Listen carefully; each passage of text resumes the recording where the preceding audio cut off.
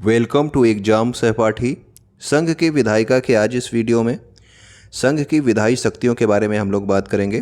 तो आइए इसे स्टार्ट करते हैं और देखते हैं जो है संघ की विधायी शक्ति क्या है भाई। तो संसद का जो प्रमुख कार्य होता है, ठीक है, वो आपका मुख्य काम क्या है, इसका कानून का निर्माण करना। ठीक है, तो देखिए जो आपका अनुच्छेद 107 है ये क्या बताता है कि जो भी कानून पहले बनता है, कानून बनने के पहले क्या होता है, आपका संसद में बिल लाया जाता है, विधेयक लाया जाता है। ठीक है, तो अनुच्छेद 107 ये बताता है कि विधेयकों को पुनः स्थापन और पारित किए जाने के संबंध में प्रक्रिया। ठीक है, तो किस तरह से जो है विधेयक लाया जाएगा और किस तरह से उसे पारित किया जाएगा, ये आपका अनुच्छेद 107 में बताया गया है। और ये साधारण विधेयक की बात कर रहा है। आपका धन विधेयक और वित्त विधेयक हम आगे पढ़ेंगे, ठीक है ना। तो अभी साधारण विधेयक किस तरह से लाया जाता है और कैसे बनता है उसके बारे में बात कर रहा है। तो जो ये साधारण विधेयक होता है इसको संसद के किसी भी सदन में पेश किया जा सकता है। संसद के दो सदन होते हैं आपके, लोकसभा और राज्यसभा। तो साधारण विधेयक को चाहे लोकसभा में पहले पेश कर दो या फिर चाहे राज्यसभा में, किसी में भी आप पेश कर सकते हो। ठीक है, जिसमें आपने पेश किया, मान लो एक सदन में आपने पेश किया, तो उसमें पारित हो जाने के पश्चात इसे क्या किया जाएगा, दूसरे सदन में भेजा जाता है। ठीक है, जब एक सदन से ये पारित हो जाता है तो फिर क्या किया जाएगा, इसे दूसरे सदन में भेजा जाएगा। मान लो लोकसभा में आपने लाया था, लोकसभा में पारित हो गया, फिर आपने राज्यसभा में भेज दिया। यदि दूसरे सदन में इसे स्वीकार कर लिया तो, ठीक है, यानी कि आपने दूसरे सदन में भेजा, आपने मान लो लोकसभा से पास हो गया, राज्यसभा में भेजा, वहाँ पे स्वीकार कर लिया गया इसे, तो इसको राष्ट्रपति के पास जो है हम भेज देंगे इस विधेयक को। ठीक है, कि राष्ट्रपति इस पर अनुमति देगा। यदि राष्ट्रपति इस पर अनुमति दे देता है तो ये कानून बन जाता है। लेकिन एक दूसरा भी कंडीशन है, यदि दूसरे सदन में इसे अस्वीकार किया जाता है, तो अगर अस्वीकार किया तो इसे क्या किया जाएगा, इसे वापस से प्रथम सदन में संशोधन के लिए भेजा जा सकता है। या फिर दूसरी जो सदन है वो 6 माह तक इसे अपने पास रख सकती है। तो दो कंडीशन होती है। अगर एक तो आपका स्वीकार कर लिया गया तो भाई राष्ट्रपति के पास अनुमति के लिए भेज दिया जाएगा, वहाँ से वो कानून बन जाएगा, राष्ट्रपति ने उस पर अनुमति दे दी। और अगर जो है दूसरे सदन ने अस्वीकार किया तो वापस से वो उसको उसी सदन में भेज सकती है कि भाई आप जो है इस पर कुछ संशोधन करो, या फिर जो दूसरी सदन है वो अपने पास इसे 6 माह तक अपने पास रख सकती है। ठीक है, तो ये आपको ध्यान देना है कि ये दो है, एक जगह से पास होने पर दूसरे जगह पे क्या क्या किया जा सकता है। ठीक है, अब देखिए अगर आपका गतिरोध है किसी बात पर, यानी कि जैसे कि अभी बात किया गया कि किसी की जो है दूसरा सदन क्या कर रहा है, अस्वीकार कर रहा है, तो मतलब उसको किसी बात पे आपत्ति होगी। तो यदि दोनों सदनों में विधेयक पर गतिरोध है, ठीक है, किसी बात पर गतिरोध है, तो इसके लिए जो है संयुक्त बैठक का प्रावधान किया गया है। अनुच्छेद 108 में इसके बारे में बताया गया है कि जो दोनों सदन हैं वो एक साथ बैठ करके उस पर विचार करेंगे। ठीक है, तो उसके बाद वो सदन पास होगा कि नहीं इस पर बात करेंगे। यदि विधेयक की प्रक्रिया के दौरान लोकसभा भंग हो जाती है तो वह विधेयक समाप्त नहीं होता। यानी कि आपने कोई कानून बनाने के लिए विधेयक लाया है और किसी वजह से जो है आपकी लोकसभा जो है क्या हो जाती है, भंग हो जाती है। लोकसभा जो है भंग हो जाती है, सरकार गिर जाती है। ठीक है, तो विधेयक समाप्त नहीं होगा, फिर से नई सरकार बनेगी तो उस विधेयक पे फिर से चर्चा होगी। ठीक है, अब देखिए अनुच्छेद 108, लोकसभा और राज्यसभा दोनों में किसी विधेयक पर गतिरोध की स्थिति में संयुक्त बैठक का प्रावधान किसमें किया गया है, अनुच्छेद 108 में। बहुत बार ये पूछा जाता है अनुच्छेद 108 के बारे में। ये आपका संयुक्त बैठक का प्रावधान, यानी कि लोकसभा और राज्यसभा दोनों एक साथ बैठक करेंगे। अब इस बैठक को कौन बुलाता है, तो ये संयुक्त बैठक जो है इसको बुलाता है राष्ट्रपति। ठीक है ना, या फिर आपसे लिखा होगा कि संयुक्त बैठक को कौन आहूत करता है, राष्ट्रपति। संयुक्त बैठक की अध्यक्षता कौन करता है, देखिए बैठक को बुलाने का काम किसका है, बैठक को बुलाने का काम तो राष्ट्रपति का है, लेकिन अध्यक्षता वो नहीं करता। इसका अध्यक्षता कौन करता है, तो जो लोकसभा का अध्यक्ष होता है वो संयुक्त बैठक की भी अध्यक्षता करता है। ठीक है, अनुच्छेद 118(4) जो है ये इसमें जो है ये बताया गया है कि लोकसभा अध्यक्ष संयुक्त बैठक की अध्यक्षता करेगा। लोकसभा अध्यक्ष अगर अनुपस्थित है तो जो लोकसभा का उपाध्यक्ष होगा वो जो है अध्यक्षता करेगा। यदि उपाध्यक्ष भी नहीं है तो राज्यसभा का जो उपसभापति है, सभापति नहीं उपसभापति जो है वो अध्यक्षता करेगा। ठीक है ना, तो ये कंडीशन है। ये कभी कभी कंडीशन इस तरह से लंबी सी पूछ लेता है, तो आपको ये पता होना चाहिए। संयुक्त बैठक में जो उपराष्ट्रपति होता है वो भाग नहीं लेता। ये भी बात आपको ध्यान रखनी है कि संयुक्त बैठक में उपराष्ट्रपति भाग नहीं लेता भाई। ठीक, संयुक्त बैठक में जो निर्णय होता है वो किससे होता है, साधारण बहुमत से। साधारण बहुमत का क्या मतलब होता है, साधारण बहुमत का मतलब होता है भाई कि अगर 50% से अधिक व्यक्तियों ने किसी बिल के पक्ष में वोट दे दिया तो वो बिल क्या हो जाएगा, पास हो जाएगा। यानी कि मान लो अगर 100 वोट हैं तो आपके 51 वोट मिलने चाहिए, ठीक है ना, 50% + 1। तो ये आपका होता है साधारण बहुमत, ठीक है।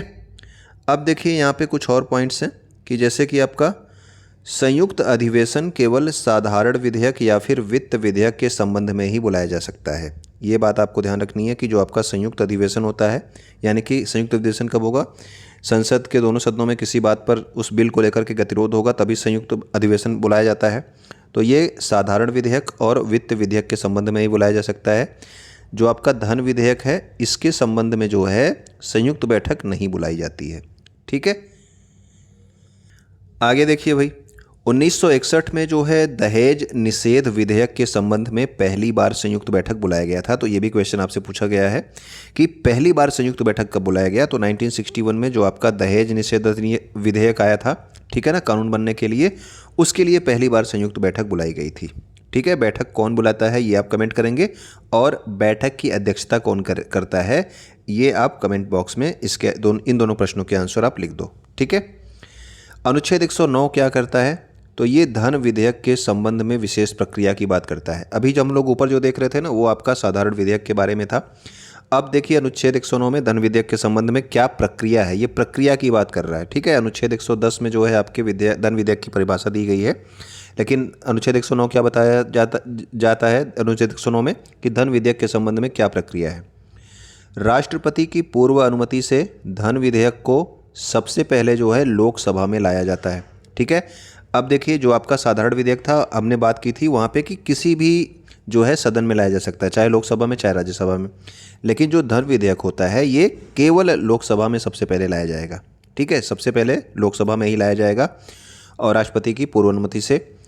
कोई विधेयक धन विधेयक है या नहीं इसका अंतिम निर्णय जो है कौन करता है, वो आपका लोकसभा अध्यक्ष करता है, ठीक है। जो आपका विधेयक लाया गया है वो धन विधेयक है या नहीं इसका निर्णय कौन करेगा, तो इसका निर्णय लोकसभा अध्यक्ष करता है, ठीक। यदि लोकसभा किसी धन विधेयक को पारित करके राज्यसभा को सौंप देता है तो क्या कर सकती है राज्यसभा, राज्यसभा इसे स्वीकार कर सकती है अथवा इसे 14 दिन के अंदर अपनी सिफारिशों के साथ लोकसभा को वापस भेज देती है, ठीक है।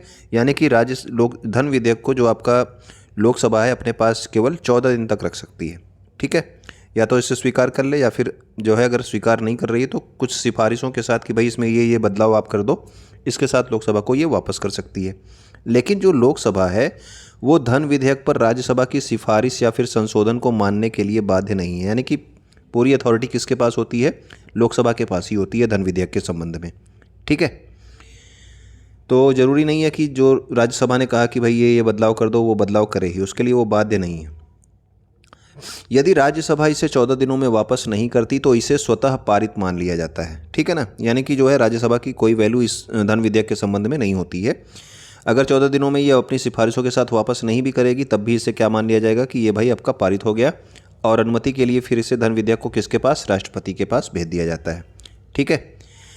तो जो आपका अभी आपको जब मैं संयुक्त जो है वो पढ़ा रहा था अनुच्छेद 108, तो आपको बताया कि जो है धन विधेयक के लिए जो आपकी संयुक्त बैठक है वो नहीं बुलाई जाती। संयुक्त बैठक किसके लिए बुलाई जाएगी, वो आपके साधारण विधेयक और वित्त विधेयक के लिए, ठीक है। ये आपका इंपॉर्टेंट है, ये कई बार आपसे पूछा जाता है, तो इसे आप ध्यान रखना कि धन विधेयक के लिए संयुक्त बैठक नहीं बुलाई जाती, साधारण और वित्त विधेयक के लिए बुलाई जाती है। अनुच्छेद 110 क्या बताता है, तो धन विधेयक की परिभाषा के बारे में बात करता है। तो अभी आपसे पूछा जाएगा कि धन विधेयक किस अनुच्छेद में है, तो आपको बताना है अनुच्छेद 110 में है, ठीक है। अनुच्छेद 109 में क्या है, तो वो धन विधेयक की क्या है आपकी प्रक्रिया है। किसी कर टैक्स का उत्साधन, कर का मतलब टैक्स होता है, इसका उत्साधन का मतलब है किसी टैक्स को समाप्त करना या फिर अधिरोपण यानी कि कोई नया टैक्स लगाना। परिहार का मतलब होता है कि किसी टैक्स को कम करना या फिर उसमें परिवर्तन या विनियमन करना, ठीक है, रेगुलेशन। तो ये जो है धन विधेयक की परिभाषा के बारे में है। भारत सरकार द्वारा धन उधार लेने पर प्रत्याभूति का मतलब गारंटी का विनियमन कौन करता है, किसी खर्च को भारत की संचित निधि पर भारित घोषित करना, ठीक है। इसके अलावा भारत की संचित निधि में से धन का विनियोग करना, यानी कि यदि किसी योजना पर आवंटित बजट से अधिक के खर्च के लिए संचित धन से धन निकालें। यानी कि किसी योजना पर कोई मतलब कि ये आवंटित किया गया था कि इस योजना पर इतना धन खर्च होगा, लेकिन अगर उससे ज़्यादा का धन खर्च हो रहा है तो वो धन कहाँ से लिया जाएगा? संचित निधि से जो है उस धन को निकाला जाएगा। ठीक है, भारत की संचित निधि या आकस्मिक निधि की अभिरक्षा लेना। अभिरक्षा लेना का मतलब भाई कस्टडी में लेना। ठीक है, संचित निधि या फिर आकस्मिक निधि की कस्टडी लेना, ये सब जो है आपके धन विधेयक की परिभाषा में शामिल है। अब देखो, विधेयकों पर अनुमति। विधेयकों पर अनुमति कौन देता है? तो अनुमति की बात तो कर रहे थे कि भाई कौन देगा? राष्ट्रपति देगा। यानी कि लोकसभा राज्यसभा से वो आगे बढ़ गया तो फिर राष्ट्रपति के पास भेजा जाएगा। तो विधेयकों पर जो अनुमति है वो कौन देता है? राष्ट्रपति देता है। ठीक है, राष्ट्रपति की अनुमति के बाद जो आपका विधेयक होता है वो क्या बन जाता है? कानून। तो इसके लिए देखिए, विधेयक के लिए मैंने बताया था कि सबसे पहले आपका लाया जाता है, बिल लाया जाता है, यानी कि विधेयक लाया जाएगा। जब उस पर राष्ट्रपति की अनुमति मिल जाएगी, लोकसभा राज्यसभा से पास हो जाएगा, तो वो क्या बन जाता है? कानून। यानी कि क्या बन जाता है? आपका एक्ट बन जाता है। ठीक है, तो ये हमें ध्यान रखना है। तो पहले लाया जाता है विधेयक, फिर बाद में जो है जब राष्ट्रपति अनुमति देता है तब वो बन जाता है आपका कानून। यदि राष्ट्रपति विधेयक पर अनुमति नहीं देना चाहता तो वह अपने वीटो पावर का प्रयोग करके क्या करेगा? विधेयक को अपने पास रख लेता है। ठीक है, मान लो किसी विधेयक पर जो है राज्यसभा लोकसभा से पास हो गया, लेकिन राष्ट्रपति उस पर अनुमति नहीं देना चाहता, वो नहीं चाहता कि ऐसा कोई कानून बने, तो क्या करेगा? उसके पास वीटो पावर है, उसका प्रयोग करके क्या करेगा? विधेयक को अपने पास रख लेगा। राष्ट्रपति जो है साधारण विधेयक को संसद के पास केवल एक बार पुनर्विचार के लिए क्या कर सकता है? वापस कर सकता है। ठीक है, तो देखिए भाई, यहाँ पे है कि मान लो अगर पुनर्विचार के लिए जो है वापस कर रहा है कि भाई इस विधेयक पर आप क्या करो? पुनर्विचार करो। ठीक है, तो संसद के पास अगर एक बार केवल पुनर्विचार के लिए वापस कर सकता है, दोबारा नहीं कर पाएगा। यदि संसद से ये विधेयक दोबारा पास हो जाता है तो राष्ट्रपति विधेयक को अनुमति देने के लिए क्या हो जाएगा? बाध्य हो जाएगा। यानी कि अगर दोबारा जो है वो आपका पास होकर के आ गया विधेयक लोकसभा राज्यसभा से, तो फिर क्या होगा भाई? तो उसे जो है अनुमति देनी ही पड़ेगी, अगर उसने पुनर्विचार के लिए उसे वापस भेज दिया है तो। ठीक है, अब देखिए यहाँ पे कुछ आपके विशेष तथ्य दिए गए हैं जो आपके नोट में लिखे हुए हैं। तो विशेष तथ्य जो है नोट्स में लिख दिए मैंने। राष्ट्रपति धन विधेयक पर अनुमति दे सकता है अथवा अनुमति को रोक सकता है, परंतु धन विधेयक को पुनर्विचार के लिए संसद को वापस नहीं भेज सकता। ठीक है ना, तो ये धन विधेयक के संबंध में एक विशेष स्थिति है कि या तो इस पे अनुमति देगा या फिर अनुमति को रोक लेगा, लेकिन जो धन विधेयक होता है उसको पुनर्विचार के लिए संसद के पास वापस नहीं भेज सकता। ठीक है, ऐसी प्रक्रिया किसके लिए है? तो जो आपका साधारण विधेयक है और वित्त विधेयक है, इसके लिए ये तीनों प्रक्रिया कर सकता है। उस पर स्वीकृति दे सकता है, स्वीकृति नहीं भी दे सकता है, और पुनर्विचार जो है के लिए वापस भी भेज सकता है। ठीक है, तो ये तीनों प्रक्रिया केवल साधारण विधेयक और वित्त विधेयक के लिए है। ठीक, लेकिन धन विधेयक के लिए क्या है कि वो या तो अनुमति दे या फिर अनुमति को रोक ले। ठीक है, पुनर्विचार के लिए वापस नहीं भेज पाएगा। किसके लिए? धन विधेयक के लिए। तो आप देख रहे होंगे कि धन विधेयक के लिए कुछ प्रक्रियाएं आपकी अलग हैं, जबकि आपका साधारण विधेयक और वित्त विधेयक एक ही तरीके के हैं। ठीक है, तो ये हमारा जो है कुछ पॉइंट्स थे, और इसके आगे जो है अगले वीडियो में जो है बात करेंगे वित्त विधेयक के बारे में, भी वहाँ पे बात करेंगे।